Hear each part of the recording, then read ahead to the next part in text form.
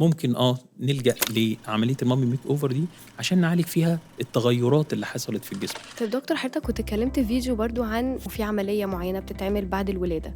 طبعًا السيدات بيحصل لها تغيُّرات جسمانية كتيرة أوي ما بعد الولادات المتكررة، بيحصل ترهلات، بيحصل ضعف في عضلات البطن، بيحصل تراكم للدهون في بعض الأماكن في الجسم، ده بيخلّي الshape بتاع الجسم يختلف وبيخلّي ثقة أنثى في نفسها بتقِل. فدايمًا بيبقى في عملية بنسميها mummy makeover بعد السيدة ما بتخلّص ولاداتها وخلاص مش هنجيب أي أطفال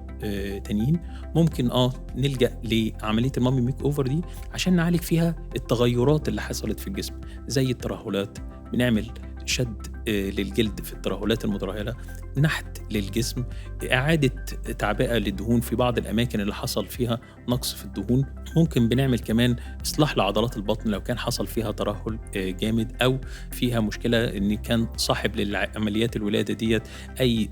نوع من أنواع الفتاء أو حاجات من إمم. دي، بنصلّحه برضه في العملية بتاعتنا، بحيث إن تاخد شكل كويس. العمليات برضه مش بتبقى مقتصرة على البطن بس أو الخصر بس، لأ، كمان بتبقى للثدي، لإن السيدات بعد الرضاعة وبعد الولادة بيحصل ترهل في الثدي، ساعات في بعض الناس بيحصل ضمور أوي في الثدي فبيقل حجمه، فبتبقى الحالات دي محتاجة إن هي تعمل إعادة تكبير للثدي مع شد الترهلات الثدي ورفعه،